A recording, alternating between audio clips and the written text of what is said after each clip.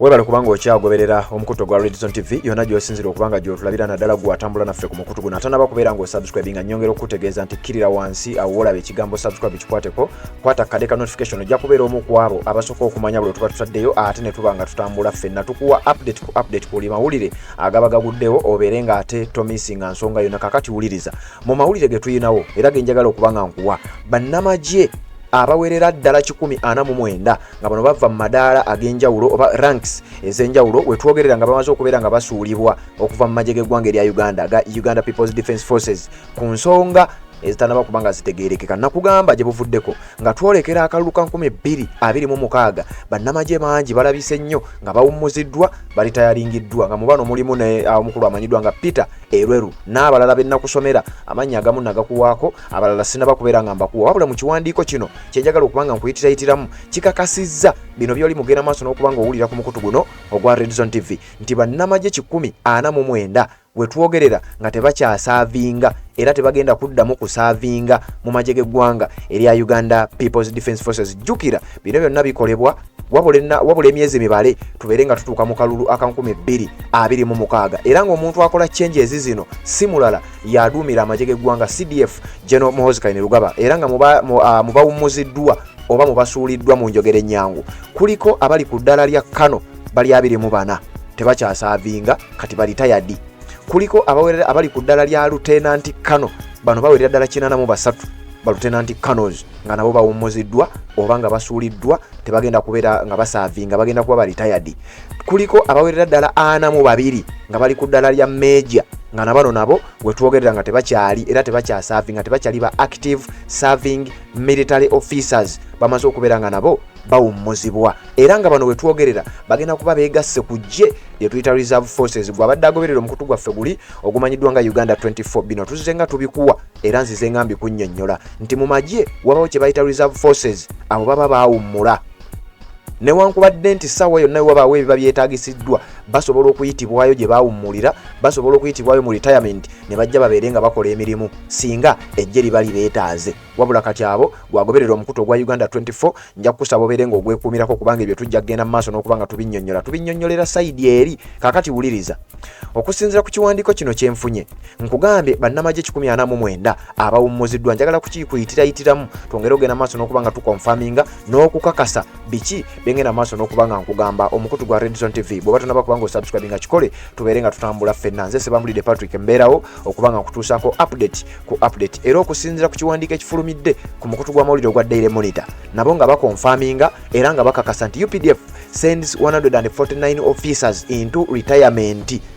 Teweerabira twolekera akalulu aka 2026 akagenda okubeera akakaasa mmeeme nga kigambibwa nti kati ekifaananyi kino kyolaba ababadde bannamagye bano abaawummuziddwa nga batambula okumpi n'ekitongole oba Ministry of Defence headquarters ekitongole ekyo ofisi za Ministry y'ebyokwerinda nga bamaze okuba nga bafuna ebbaluwa zaabwe waliwo ka package akagambibwa okuba nti kagenda kubaweebwa bano abaana bawummuziddwa amannya gaabwe nja kugakuleetera lisiti yonna nga bweri ngenda bakuleetera gwogende mu comment section ombuulire olowooza lwaki bano basuuliddwa era olowooza lwaki bamaze okuba nga bateekebwa ku lisiti oba ku lukalala olwabo abawummuziddwa nga tebakyasaavinga mu magye ag'eggwanga erya Uganda. Oyinza okuba nga omanyi nga bwenyinza okuba nga nkutegeeza okusinziira ku kiwandiiko kino nga bagamba batya. The Uganda People's Defence Forces UPDF has officially retired 149 officers under Batch 15, urging them to continue serving as ambassadors of the force in the civilian life.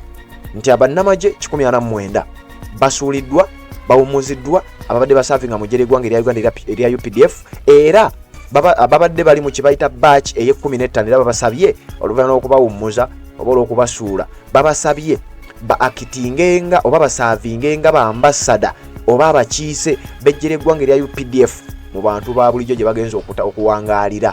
The officers include 24 colonels, 83 lieutenant colonels and 42 majors. Each retiree receive a certificate of service in recognition of their contribution to national security and stability. Nga bwe mbakugambye bakano 24 ba lieutenant colonel 93 ne ba majors bali 42 era buli omu yafunye certificate ye mu recognizinga nti abadde asaavinga era ina contribution ku ggye eribadde likuuma emirembe mu ggwanga erya Uganda nti yasaavingako emu ku package ezogeddwako. Kakati wuliriza nga tukyagenda maaso n'okubanga ate tukutuusaako ebyo nga bwe bitambula. The official retirement ceremony took place at the Ministry of Defence and Veteran Affairs headquarters in Mbuya. Speaking at the event, Deputy Chief of Defence Forces Lieutenant General Sam Okiding urged the officers to make wise decisions with their retirement packages. Omukolo omukulu ogw'abaana abawummuziddwa gwakoleddwa oba gwagendeze maaso ku headquarters za Ministry of Defence and Veteran Affairs nga bwe nkugambye, era amyuka omuduumizi w'amagye Deputy Chief of Defence Forces amanyiddwa nga Lieutenant General Sam Okiding yategeezezza bano nti bannange akasente ke tubawadde oba package gye mufunye nga ababadde basavinga mu magye nga kati mufuuse ba retired, tubasaba package ezo muzikozese bulungi nnyo. Bwe kaba kasente okakozesa okeyambise mu ngeri etegeera statement bwati bwe yagikoze. Be careful how you think. Mwegendereze ku ngeri butya oba butya bwe mulowooza. Your thinking, your life is shaped by your thoughts. If you think wrongly, expect wrong results. Sam Okiding bwati bwe yategeezezza. Kakati nno bannamagye bano ensonga lwaki nkuleetedde eggulire lino, tugenda mu kalulu aka 2026. Ebibuuzo bijja kuba bingi nnyo naddala ku nsonga z'ebyokwerinda mu kalulu ke tugendamu. Ebyokwanukula oyinza okwesanga nga bitono nnyo mu kalulu ke tugendamu. Akalulu ke tugendamu jjukira kaawukana nnyo n'akalulu ka 2021. Mu kalulu ka 2021 waaliwo ensonga ya COVID-19. Ebiseera ebyo lockdown yayambako, enkuŋŋaana ne zirimitingibwa, bannabyafuzi bangi baakwatibwa era nga bozze ng'obiwulira. Kakati ku mulundi guno bigenda kuba byanjawulo mukko. Simanyi nsonga gyegenda okubeerawo, simanyi kiki ekinaabaawo, wabula abasinga obungi balina endowooza egamba nti oba oliawo bino bigenda kubanga bigenderamu kulaba nga bannamagye oba oliawo babadde abatali bakumwanjo nnyo bayinza okweraliikirizamukko ku bakulu. Oba oliawo bino nno bigambo by'abantu byate bya ku mitimbagano, saagala obitwali, wabula nze njagadde kuwa mawulire nti bannamagye ab'enjawulo ku madaala ag'enjawulo nga bawerera ddala 149 nga twolekera akalulu ka 2026 we twogerera nga bamaze okubeera nga bawummuzibwa, basuuliddwa, baritayaringiddwa era nga bagenda kufuuka baritayadi, tebagenda kuddamu kubeera nga basaavinga mu magye ag'eggwanga erya Uganda. Gwampuliriza omukutu gwa Redzone TV, Sebambulidde Patrick, nze mbeerangawo okubeera nga kutuusako update ku update. Bwe watonaba kubeera nga osubscribinga, nyongera okutegeeza nti kkirira wansi